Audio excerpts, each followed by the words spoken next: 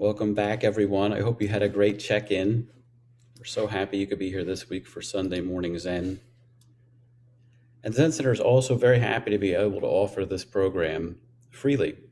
And I think it's a great way to share the Dharma and to stay involved with the Sangha.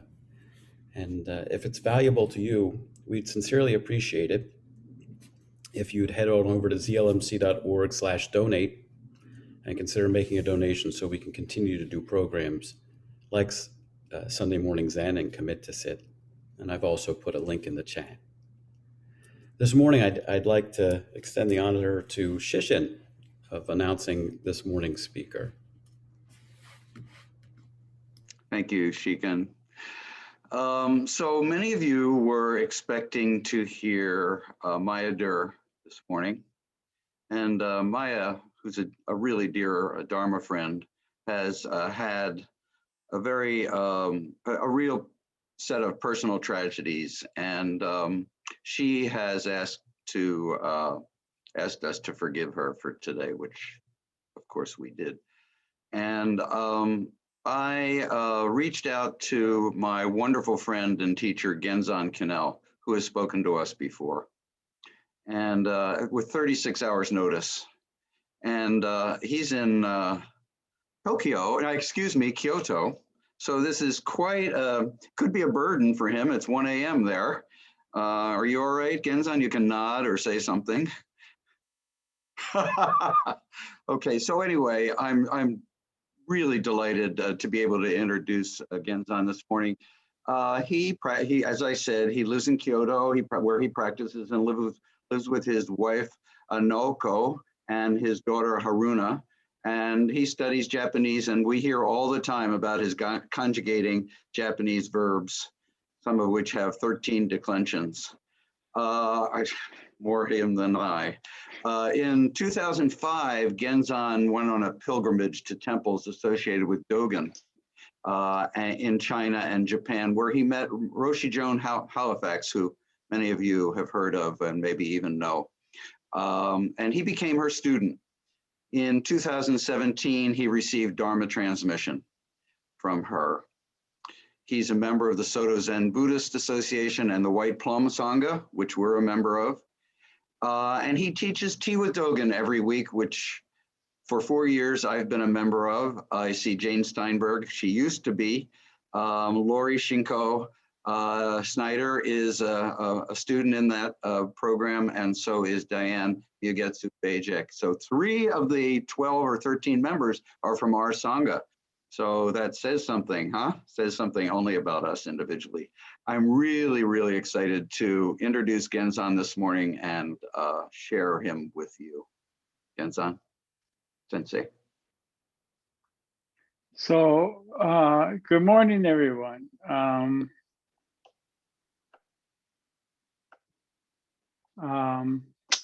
First off, I'm both happy and kind of surprised to be here with you. Another is, as you know,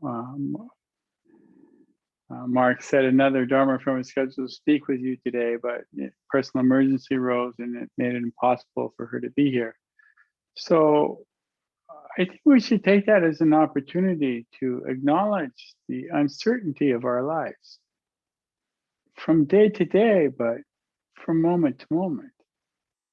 And let us send out our best wishes to all beings who are suddenly, unexpectedly found themselves in the realms of suffering and distress. Whatever the causes may be, whatever the conditions may be, let us fervently wish for all beings to be relieved from suffering.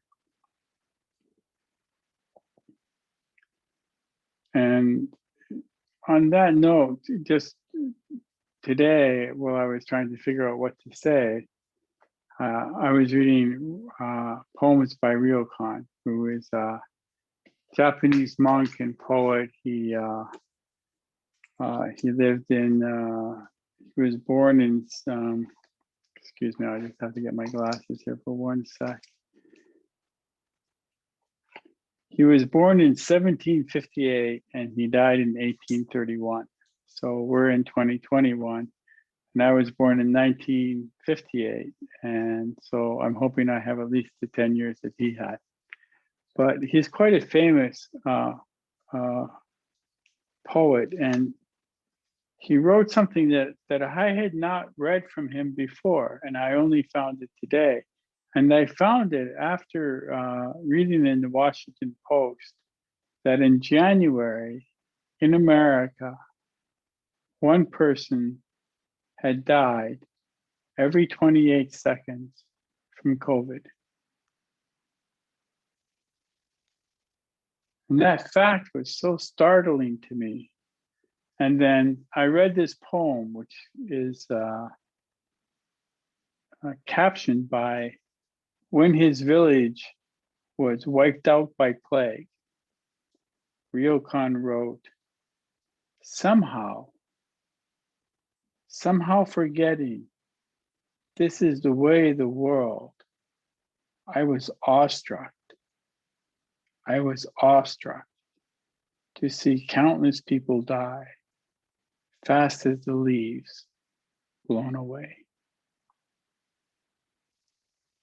I was awestruck to see countless people die, fast as the leaves blown away. It's not just the tenderness of those words that strike me.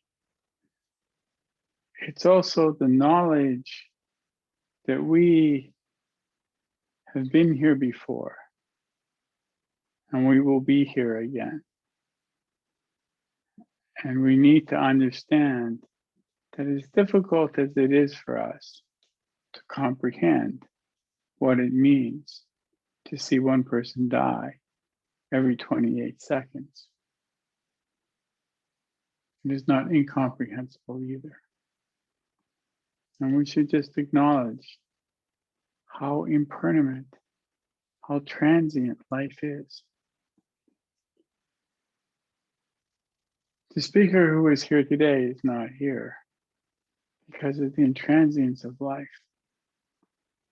And tomorrow we may not be here because of the intransience of life. And one of the very fundamental teachings of the Dharma is to hold this in mind at all times, because it changes the way we treat the life that we have, which we have no idea how long it will be or when it will end.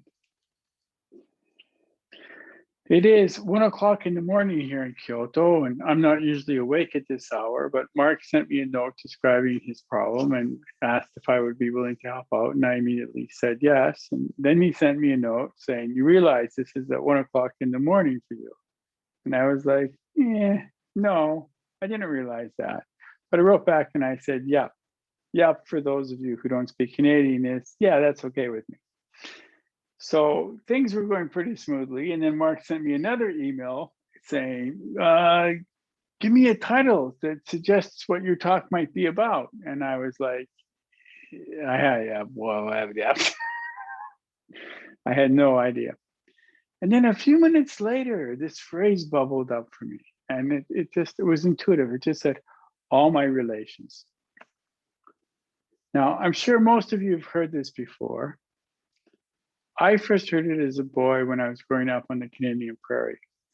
It is, I think, originally Lakota, which is one of the tribes that loosely called the Sioux, which is, I won't get into that. But anyway, it is a term now used by many Indigenous people at the beginning of a ritual, a prayer, a dance, a sweat lodge, or any other sacred activity such as storytelling, or what we in Zen would call chanting the lineage of our ancestors.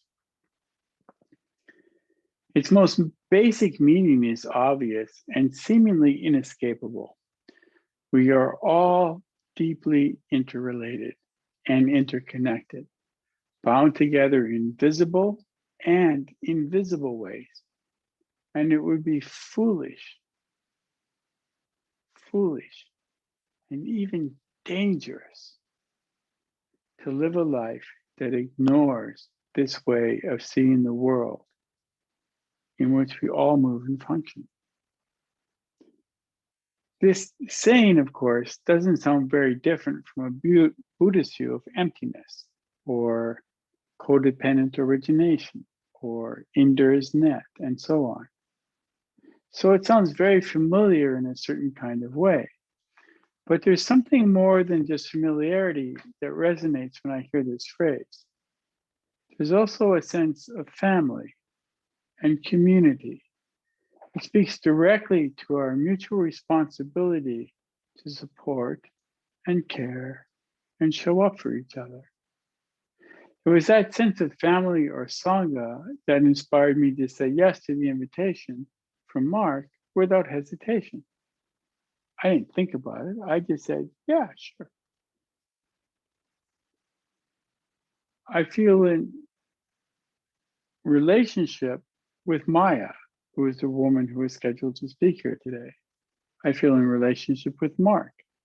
Mark, as he already mentioned, he and I read Dogen together with a group of other people every week. He supports my practice and I try to support his practice.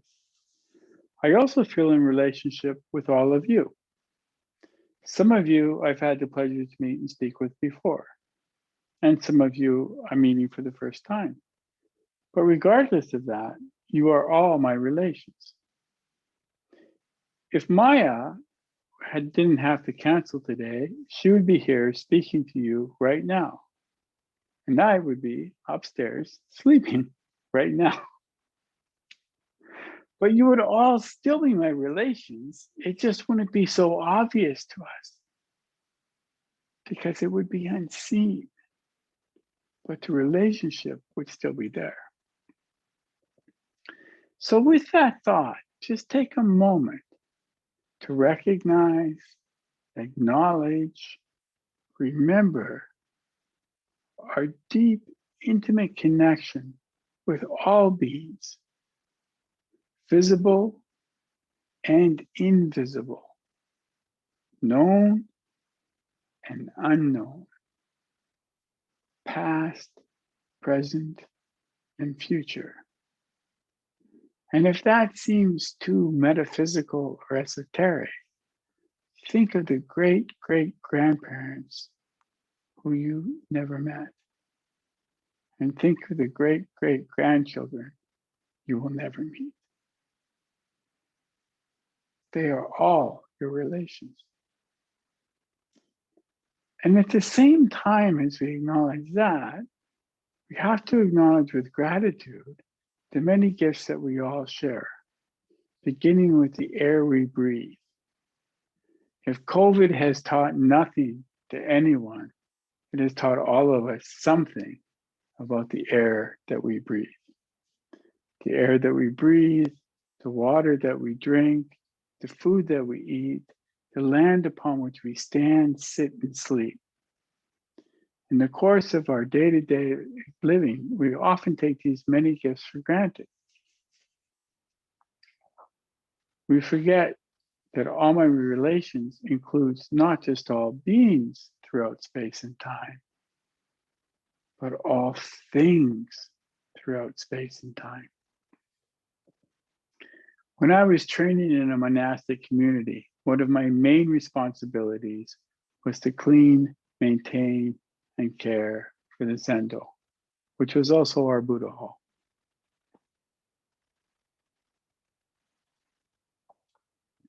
My other main responsibility was to care for, maintain, and train the temple forms that are common throughout all of our lineage, but are still unique to every different practice center in place. And that's for a whole lot of reasons, but that's the way it is. These two responsibilities became one for me. One informed the other, merged into the other, became the other. Cleaning the temple and bowing became the same thing to me in a very deep way. Now I'm living in a household in Japan with a wife and an adopted daughter. And instead of teaching forms, I'm learning to read, write, and speak a new language. Instead of cleaning and maintaining a temple, I'm cleaning a house, washing dishes and floors. Is my practice the same? or different, or both?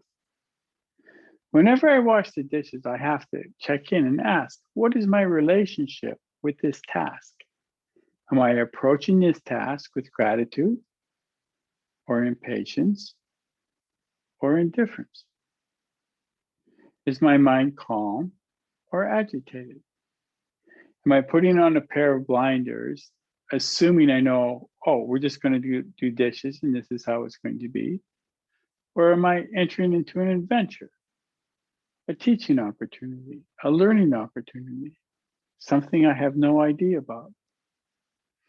I don't always succeed, but I do my best to remember that every cup, spoon, chopstick, pot, ladle, and scraper is imbued with the energy of someone's life. Someone made these things. Whether they made them by hand or whether they went to a factory makes no difference. Everything I touch is made by someone. Someone's life is in everything. Even though I've never met them, they too are among all my relations, and their work deserves to be treated with kindness, honor, and respect. And so it is for every object dusted or sorted, used, and then put away.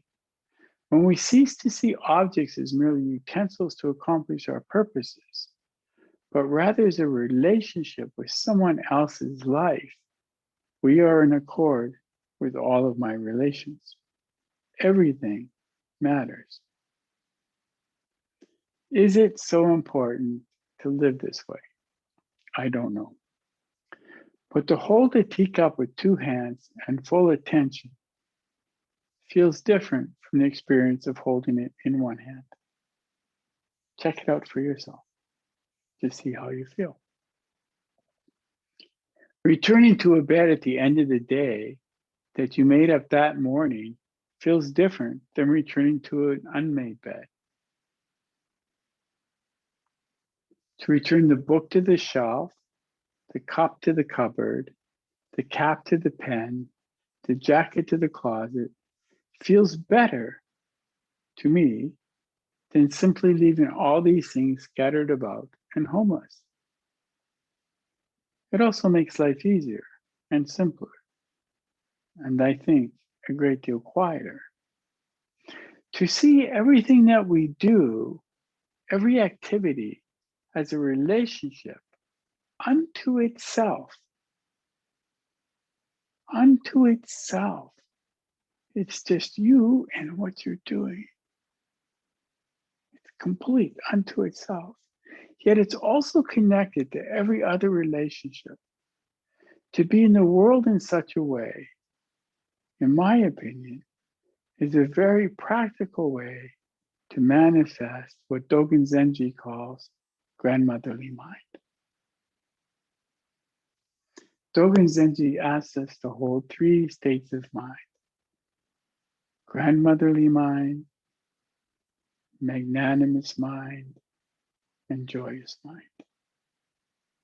Magnanimous mind is just open mind to get stuck nowhere. Grandmotherly mind is just as it sounds, to treat everything as if you were the grandmother. And joyous mind is just as it sounds, to be joyous.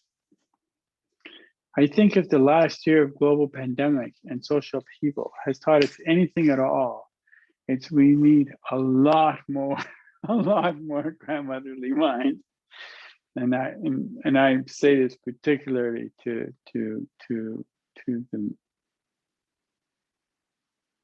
the men, but to everyone. We need a lot more grandmotherly mind. In Japanese, Dogen calls it roboshin. And Dogen Zenji once went so far as to suggest that without grandmotherly mind, the rest of Buddhism is meaningless.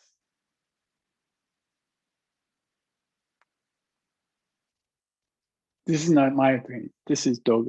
This is Dogen's opinion, at least at one time. Another aspect of all my relations is recognizing that we should only take what is necessary and to use everything we take fully, completely. Suzuki Roshi used to say we should burn ourselves up like a bonfire completely. We should do everything so wholeheartedly we disappear. In Japan, there's a common expression, mo tainai. As an admonishment from a parent to a child at the dinner table, it might be translated into don't waste food. And there is that. But again, there's something more than that. It's just not don't waste or waste not, want not. Mo tainai carries within it a sincere gratitude for what we have received. Humility in respect to our own efforts, acknowledgement of the transience of all things, and a deep and honest questioning of our behavior in regards to all of the above. If you've ever sat sesshin or done a Zenzenkai where there was oryoki, and you've done the chant and you've chanted, we should consider whether our virtue and practice deserve it, you understand one aspect of Moto Nai. The other aspect of it is gratitude. And also a sense of, it's hard to translate. It's not remorse, it's not regret. It's somewhere in between, that cloudy feeling that you have when any relationship comes to an end, whether it's with a person or a pet or a company or whatever. There's always this sense somehow that we could have done just a little more, or we could have just made it a little longer. We could have made it better, or we could have had something. It's just a sense. It's just kind of a feeling that if we had to do it all over again, we'd do it slightly better. My wife, who grew up in a Zen temple and never throws anything away, ever, without holding it to her forehead and saying, "Arigato gozaimasu."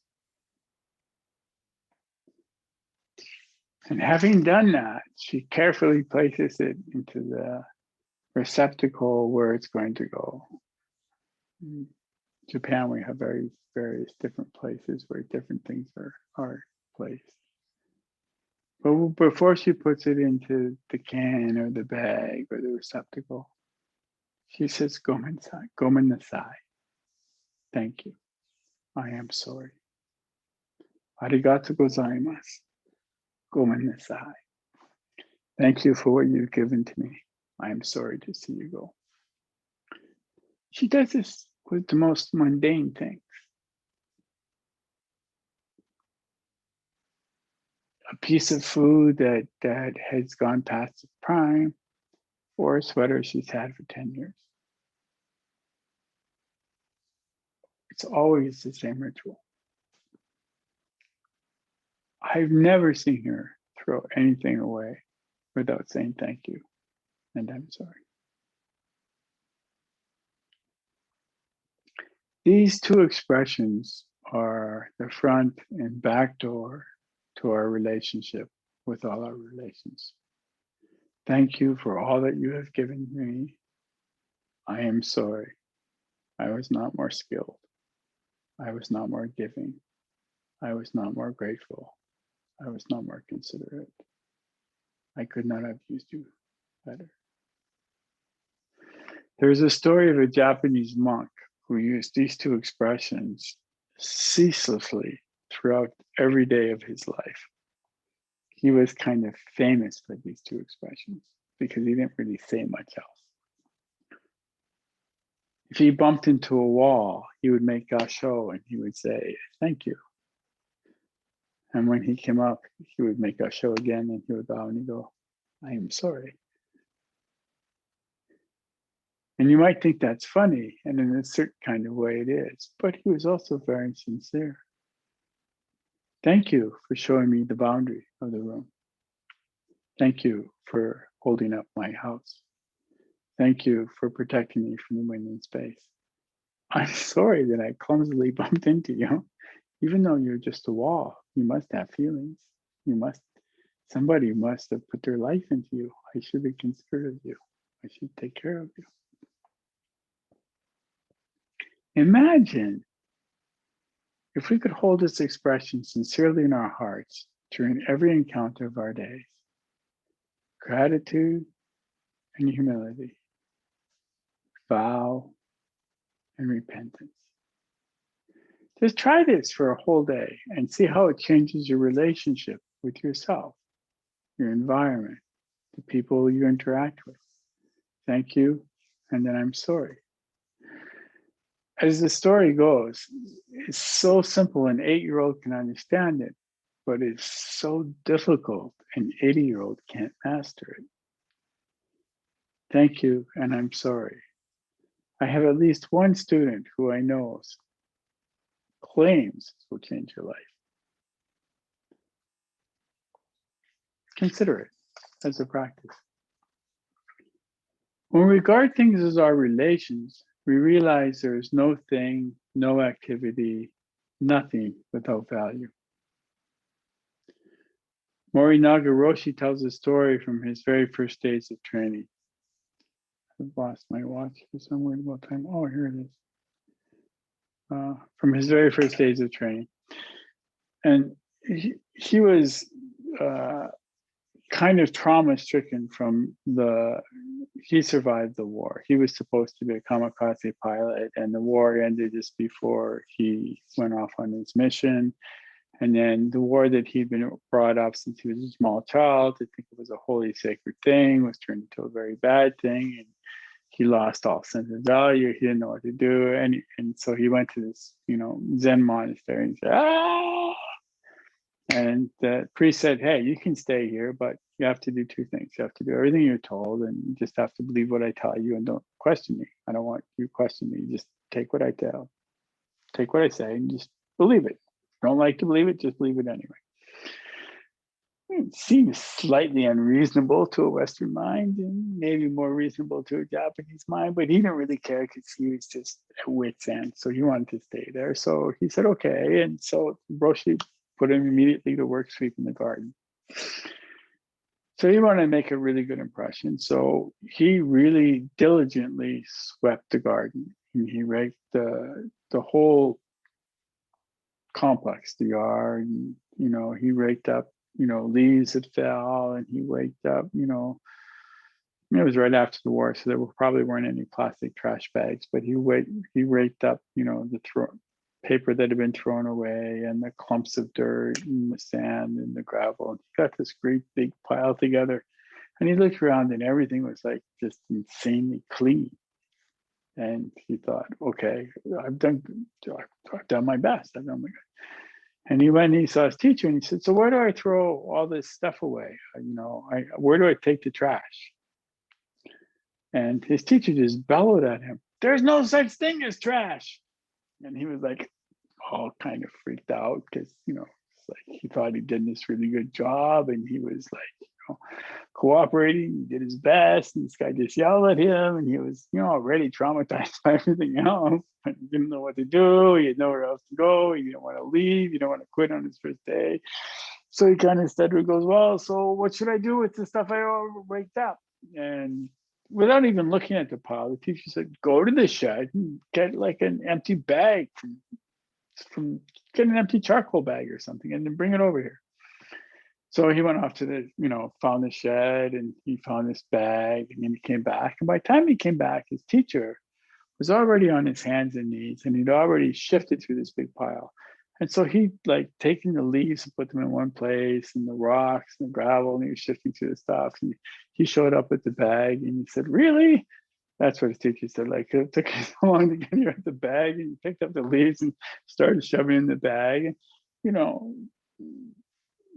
Morinaga figured out, well, I should help him. So he started, shoveling the leaves in the bag, and they're pushing the leaves in and leaves in and leaves in. Morinaga had done a great job. There were a lot of leaves, so stuffing these leaves in the bag. Then he said, okay, teacher said, okay, take the bag and put it back in the shed. We'll use those leaves later to start the fire underneath the bath. So you can consider the implications of that there's a bathtub that somebody lights a fire under, and then you have to get in the water and you don't get boiled. I mean, I don't even want to go there, but anyway, that's the situation they were in. They needed leaves to start the fire, so he took to start the bath. So he took the leaves and he put them back in the shed, and then he came back, and then his teacher took all the big rocks and he showed him how to put the bigger rocks underneath the drain pipes on the side of the building, so that when there was a heavy rain, the water would be dispersed and that the water wouldn't create channels and run down and wash everything away. And then he showed him how to take the pebbles and the gravel and put them back in the path. And while he was putting the pebbles and the gravel back into the path, the teacher took the big clumps of dirt and he just walked around and he looked for find out where there were holes, and he would put the dirt where there was a hole and he would stomp it down with his foot. And by the end of it, there was nothing left of this big pile of stuff that he'd raked up. Nothing. It was like it never happened. And his teacher looked at him and said,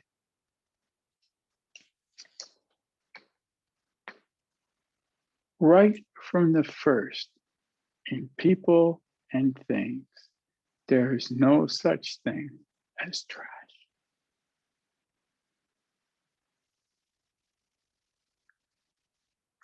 There is no such thing as trash.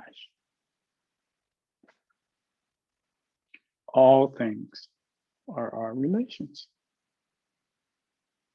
All things are our relations.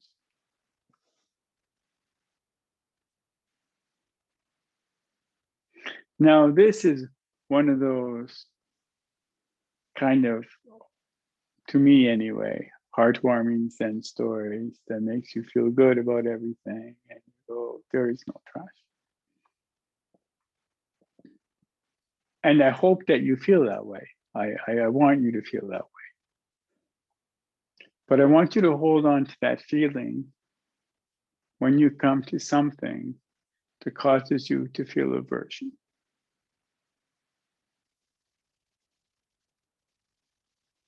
Because this is the challenge of practice.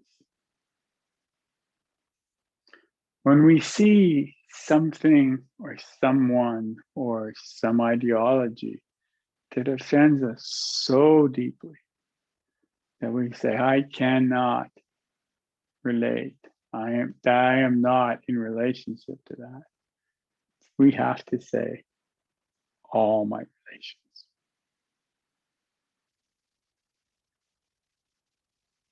All my relations. There is no such thing as trash. This is where the rubber meets the road.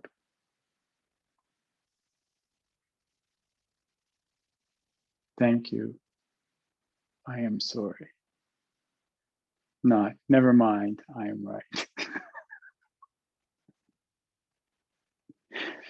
These are fundamentally different practices.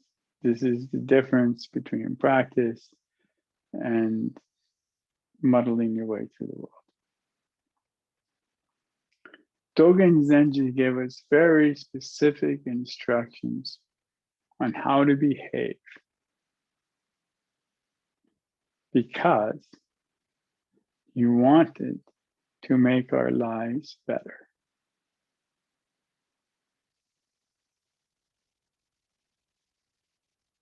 But the instructions only work if we follow them. We have to see the world as all my relations. We have to see the world as there is no trash. And sometimes that can be quite difficult.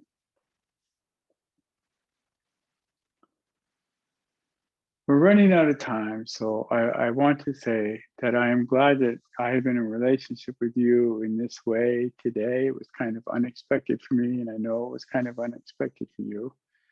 I hope something I've said has been useful to you, and that maybe there's something I said that you might want to try and practice. Before I close, I would like to recommend one other practice to you, or one other relationship I would encourage you to develop. And that relationship is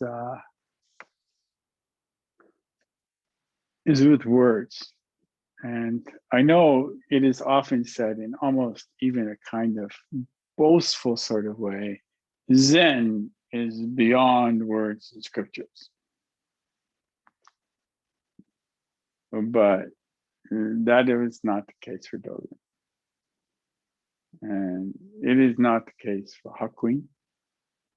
And it was not the case for Iku, nor was it the case for Ryokan.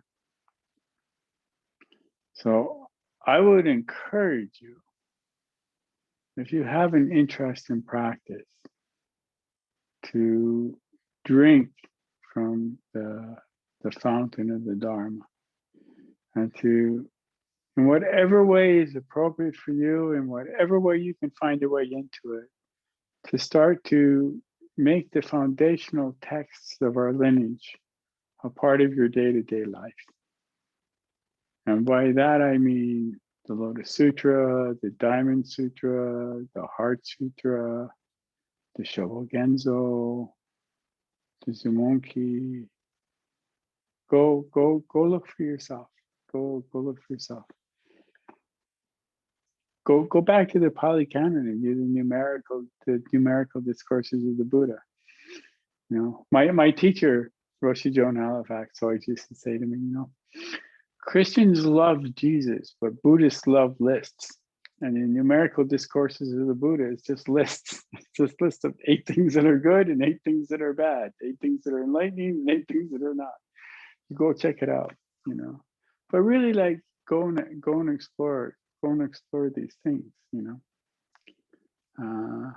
As I said, you know, my relationship with Mark is in some ways based on the fact that we read Dogen together every week and have done for years, and hopefully will do for years to come. And it's changed my relationship with Dogen, and it's changed my relationship with Mark and with all the people who read Dogen with me. And so I started with a poem by Ryokan, and I want to end with a poem by Ryokan.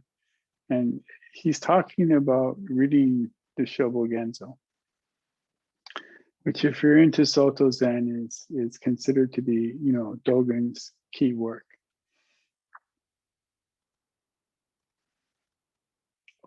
I shouldn't say that. Dogen didn't have a key work. Dogen had a life. Shobogenzo is an artifact of Dogen's life. But anyway, Ryokan, I just want to read this to you, and that will be the end. But Ryokan was reading Dogen, and then he wrote this: I sat alone one dark spring night, already past midnight. So this resonates for me because this is me right now. I sat one dark spring night, already past midnight. Rain mixed with some snow poured onto the garden bamboo. I found no means to console myself in that solitary gloom. I reached for the book written at the temple, Ehe. I lit my candle and perfumed the air before I opened it. I saw in every word and phrase a precious jewel contained. Now, years ago, when I dwelled in Tamashima as a young man, my former teacher at the temple, Ensu, read the elements of this same book. Already, I had in my heart the deepest respect for the author. I borrowed the book and practiced what I learned from it. And it dawned on me that all of my previous efforts had been a complete waste. So I asked my teacher's permission to leave, and he gave it. And I set off, and I roamed far, and I roamed wide. Whatever has brought together this book and myself, I find wherever I am, wherever I range, the teachings are irresistibly true. Teacher after teacher I have sought in my past wanderings, and no one gave me a lash such as I felt from this book. Laws and doctrines I have had many opportunities to study. None convinced me so well as this book on my return to it. We live in an age of mad confusion, steeped in ignorance. We can hardly separate priceless jewels from false stones. For 500 years, this book has lain in sleepy dust because no one had the eyes clear enough to see its value. For whom do you think the author wrote down his ideas? Never take me for a cynic, applauding him at your expense.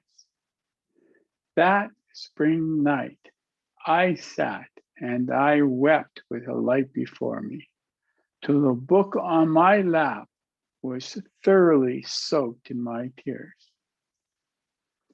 The following day, I had a call from the man next door. As soon as he saw the book, he asked me, "Why is the book so wet?" I groped for an answer, for I sincerely wanted to tell him. But all speech failed me, for my heart was so full. And after a short period of bowed silence, I found only this reply. A leak through the roof flooded my books during the night.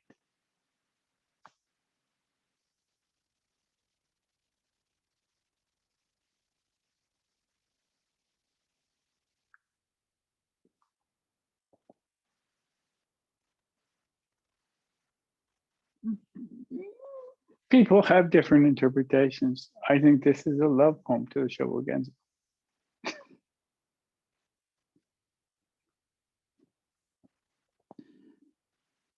I think maybe you too could fall in love with the Shobogenzo.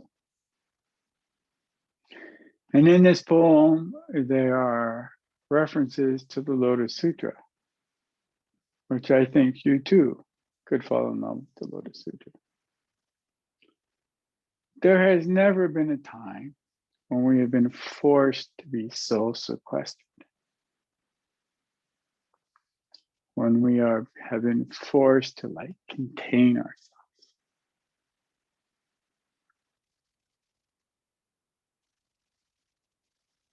Nor has there ever been a time when so much has been available to us online. The fact that you guys are all in Chicago about to, have lunch. I'm in Kyoto, about to go to bed. Yet we're together. I mean, in Dogen's time, what we're doing is unimaginable. It's like it is unimaginable for Dogen to conceive of what we are doing, as it is when people say to me, "Well, I can't get it. I don't understand how the Lotus Sutra can have Buddha worlds upon Buddha worlds." It's unimaginable what is available to us. And so I would ask you, really, the whole point of this talk is to recognize all my relations are all your relations, and that you are related to everything. And to really take the opportunity to recognize the depth and the breadth of that, and to drink from it.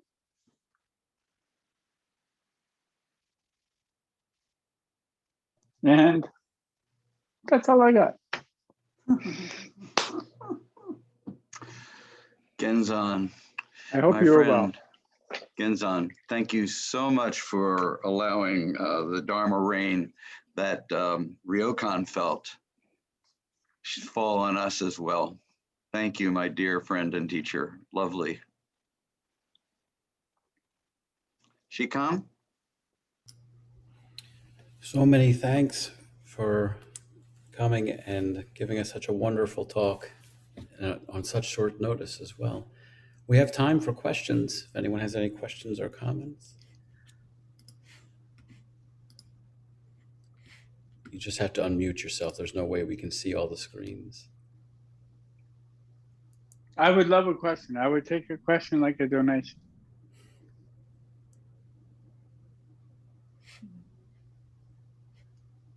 Let me rephrase that. I would regard a question as a donation. I will ask a question. So at the end of his book of poems, Narrow Road to Oku, Basho says about parting with his friends that he feels like a clam being separated from the shell. And I always thought that that is about that regret that one feels before parting. So thank you for connecting it all again. And I also remember how in one of the commentaries, somebody said that poetically that poem is one of his weaker ones, but I wonder whether you know that poem and what did you think of it? I certainly think that content is still more important than anything.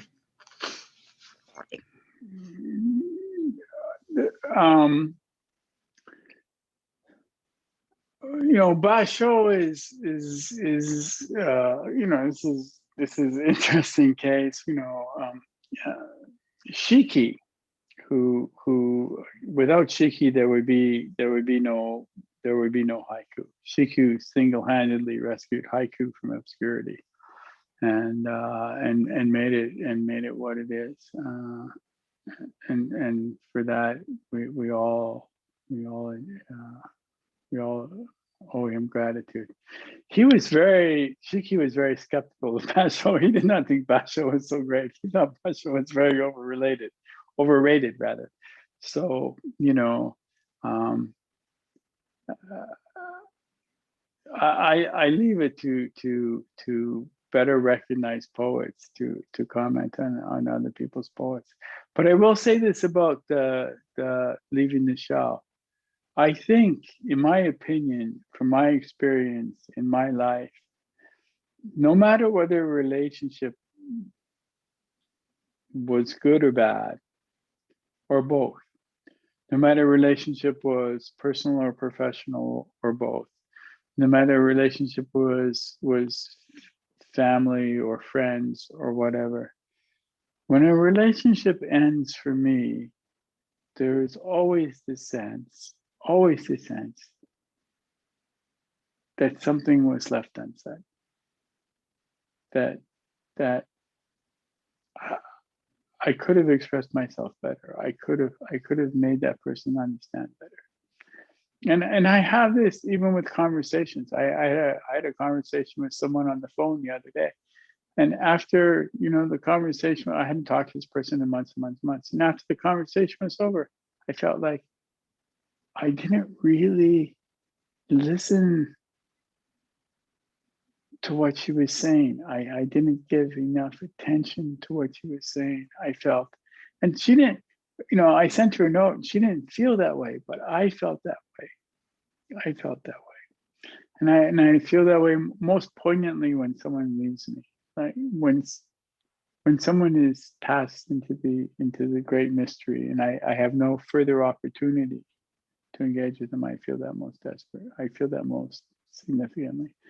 But I feel it all the time because I feel like I never really live up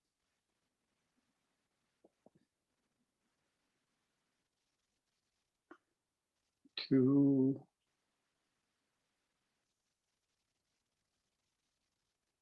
how well people should be treated. I don't feel capable of treating people as well as they should be treated. And so this is my practice, to always try to do a little bit better. And also, I think if you look at the imagery, that to be the muscle out of the shell is to be so vulnerable, vulnerable almost for a muscle to the point of death. Like a hermit crab can go from shell to shell, but a muscle can't do that. But to make yourself so vulnerable, to be so vulnerable, to be so open. If we could all be that way for each other, then so many of our problems would disappear, I think.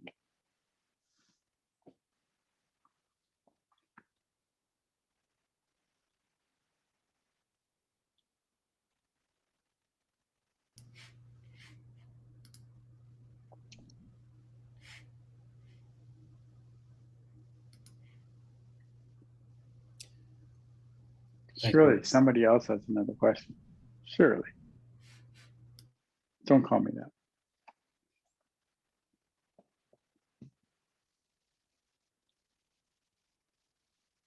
Nobody got airplane joke. Could you say something more about not considering people you have major differences with, not considering them trash?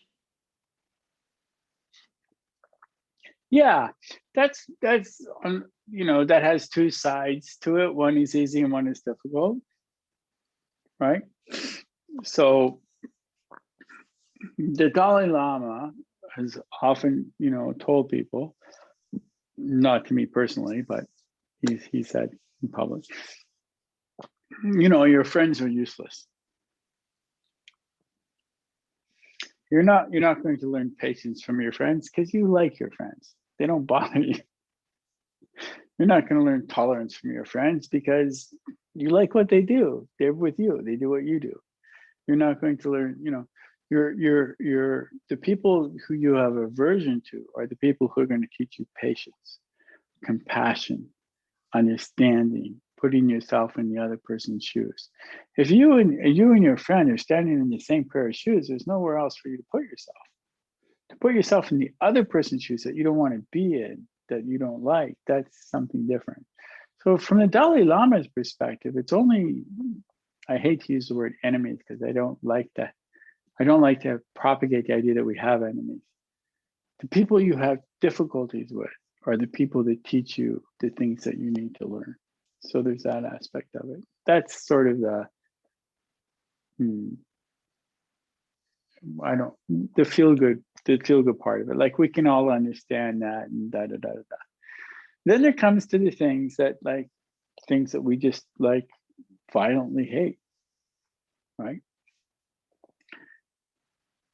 I would like to say that there's nothing that anybody could do that would make me feel that way, but that would be a complete lie because there's a lot, there's lots of behavior by lots of people that I find just to be utterly, totally abhorrent. I'm just going to say it. It's just my opinion now, but there are people who, I think are just, their behavior is just not acceptable. But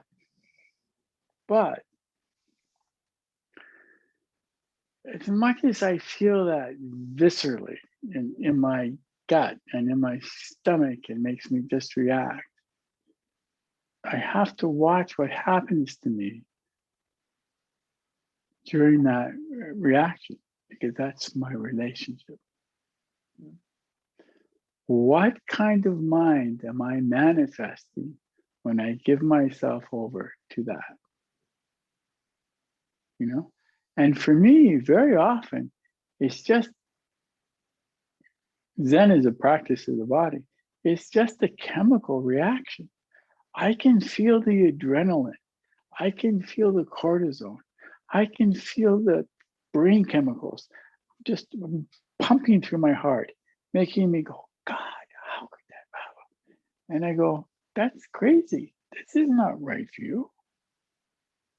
This is not the view of emptiness. This is not the view of. Now, I'm not saying that you know that having a view of having a Buddhist view makes everything acceptable. It doesn't, you know. And I can give countless examples of that my teacher showed me, like how to be engaged with the world. You can't just sit on your cushion and go, okay, everything's fine. But you know how to recognize that if you're feeling that way, that pumped up, that drugged by your own body, that's what you are. You're drugged by your own body. Then the other person is feeling that too, right? So you're not like two people engaged in a kind of rational discourse. You're two people engaged in an intoxicated fantasy. And there's no reality to that. There's no reality to that. And until we recognize our own intoxicated, you know, fantasy, we're not able to deal with anybody else's intoxicated fantasy. So it's very easy to go, you're crazy. But that's when you're crazy yourself, you can't do that. People do what they do because of their own karmic formations. And people strike out at other people because they're suffering themselves.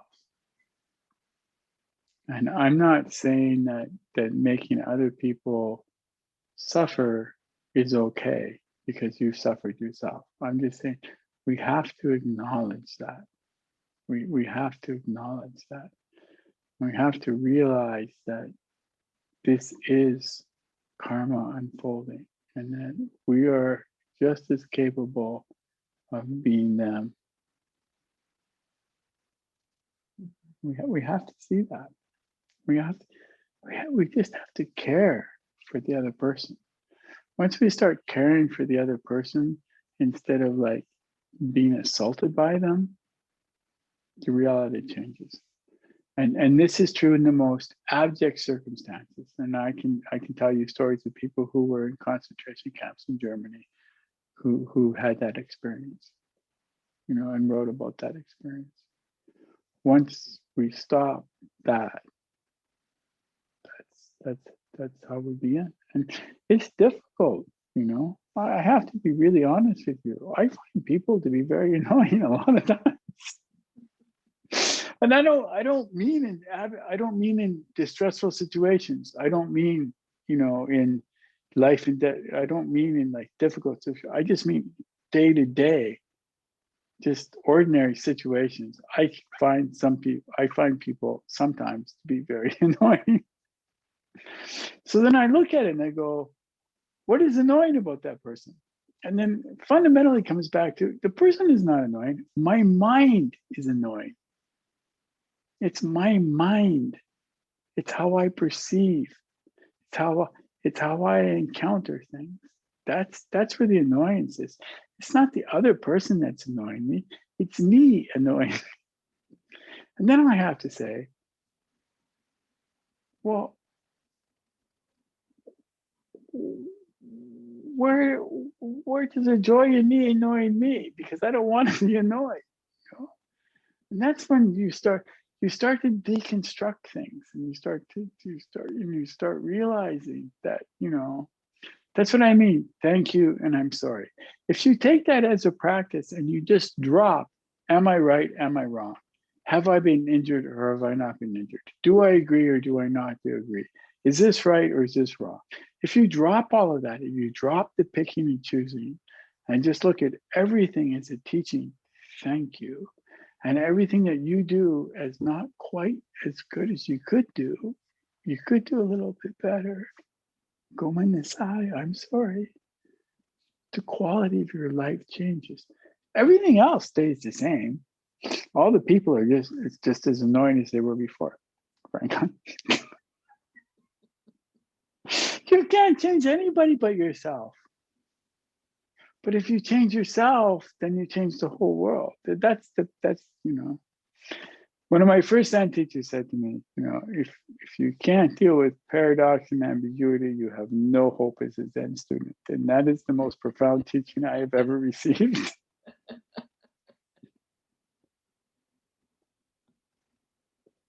Does that even remotely answer your question? Thank you. Thank you. Thank you so much, Sensei, for that wonderful talk.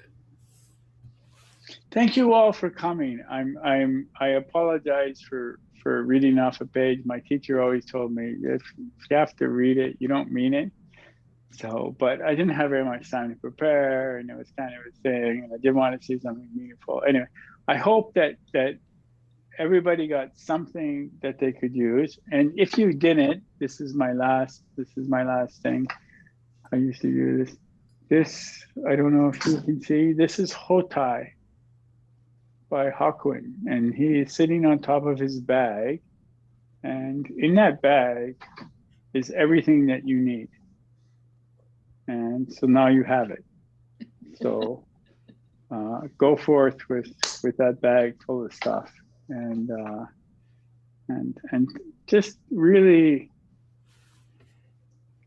recognize that you're related to everyone and there's no end to your relations. And the Lakota say, all my relations, they mean everything.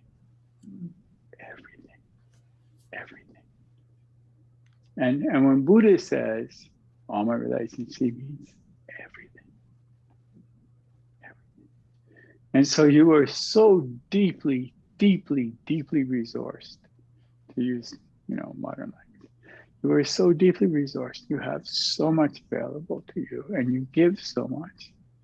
Just go forth and just really, as Dogen says, Dharma blossoms turn Dharma blossoms. Just blossom, blossom, blossom, and just take care of each other, And I recognize that in Chicago, it's winter, but it's not winter like Saskatoon. So relax.